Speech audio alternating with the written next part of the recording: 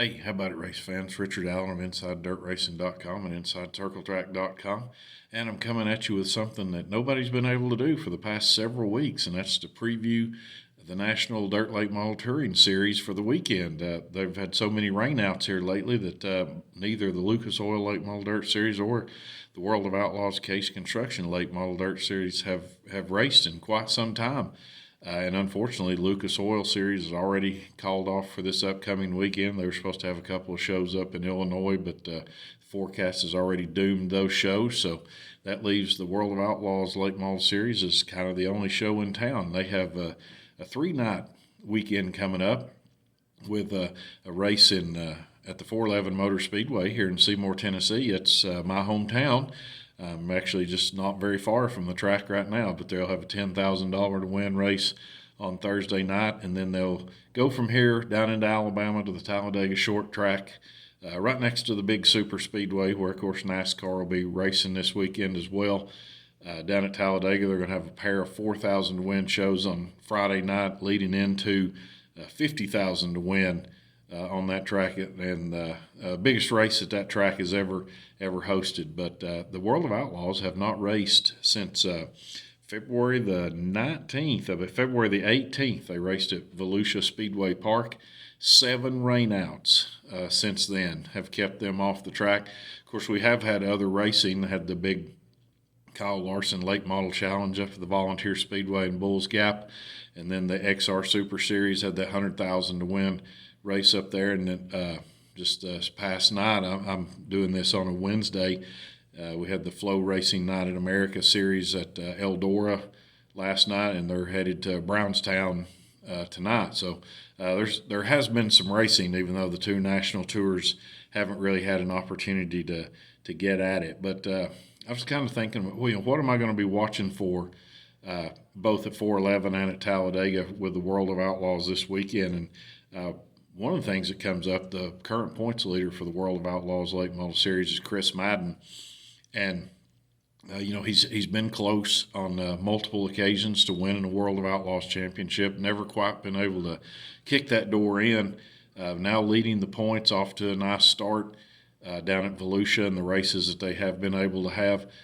What I'm looking for from him is, on these southern tracks where you got the red clay, this is what he runs in. This is what he's used to. So I want to see if he can actually kind of build up an advantage over the rest of the competition before they get up to the black clay of the Midwest. And I hadn't really. I know, of course, that there was a difference between the two, but I hadn't realized how significant it is till I was talking to a couple of people up at Bulls Gap over the races that they're having up there, and the drivers pointed out that it's a huge difference between the red clay and the black clay. And some guys are good at one, some guys are good at the other, and then you have those rare few who can win on any type. But Madden's one of those guys. He can win anywhere he goes, but he really specializes in the red clay. And if there are some of his competitors who maybe aren't quite as good, can he take advantage and not only win races and win big paychecks, but can he build up a points lead while we're down in the South with the World of Outlaws? And then another guy I want to keep an eye on is Brandon Sheppard. Brandon Sheppard switched to his own team, to the B5 team, coming off the off season. He left the Rocket House car where he had been so successful there, won 4 World of Outlaw championships, and had run well with Lucas races as well, won a bunch of big races while he was there. Now switched to his family-owned team, and not only switched teams, but he switched away from Rocket into Longhorn. And when he started off the year out at Vaudo Speedway Park, he looked really good. He looked like he was going. He hadn't missed a beat switching from one to the other. But then in Volusia and some of the other races here in Georgia, Florida Speed Weeks, he didn't quite have the same speed that we're used to seeing out of Brandon Sheppard. So now that everybody's had all this time off, like I say, I know they've raced in some places and all that, but now with all the time off, will Sheppard be ready to look like the Brandon Sheppard of old with his new team, or kind of his new old team, if you want to call it that? And will he be able to kind of start making his move? He's currently 4th in the overall point standings. So he can't let Madden get too far away from him, because Madden would be a guy who's going to be hard to catch if you let him get away, because he can win races and he can run consistently. Of course, that's been Brandon Shepard's MO over the last several years, to not only be able to run consistently but also to win a bunch of races too. So if he can return to that form, he'll certainly be ready to challenge Madden for the championship throughout the season. So I'm anxious to see how that plays out. And then another guy that I want to keep an eye on, who's planning for right now to run the World of Outlaws Late Model Series full time, is Bobby Pierce. Bobby Pierce is one of the best regional racers in dirt late model racing. He's won all those Southern Nationals races. I'm sorry, Summer National races and Summer National Championships and all that. And he's won a lot of races up in the Midwest. And he's always got speed no matter where he goes. So I'm anxious to see, is he going to be able to string together enough finishes to get up there and contend. He's currently 7th in the points after the few races the World of Outlaws have been able to run. So can he find momentum, and can he do enough to keep himself interested in staying on the World of Outlaws tour? So I think it would be hard to imagine he can't, because like I said, he's fast everywhere he goes. So he's always a contender to win. If that car shows up, it's going to be a contender to win, no matter what. So he's one that I'm keeping an eye on too. And then another guy that really has kind of captured my attention this year is Nick Hoffman. One of the greats in a modified. He's won so many races in modified and so many championships in modified. Now he's getting that chance with the Ty Tuareg team, where Devin Moran had been. Of course, Devin Moran left to go to Double Down Motorsports and run the Lucas Oil Series this year. So what will Nick Hoffman be able to do? And, it's a quality ride in a Longhorn, and he's definitely had the speed. Last night up at Eldora with the Castrol Flow Racing Series, he set fast time in his qualifying group and won a heat race.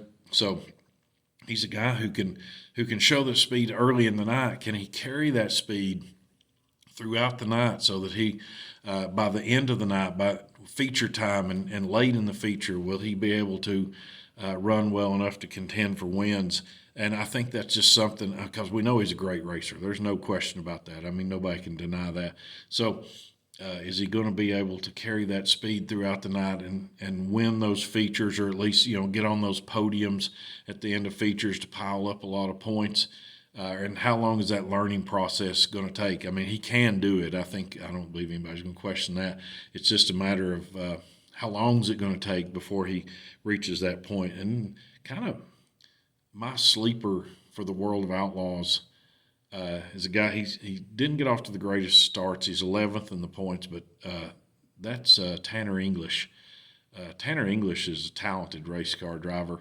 It's just a matter of getting the luck, getting the consistency that he needs, and all this. He's also was very fast up at Eldora last night. Closed hard at the end.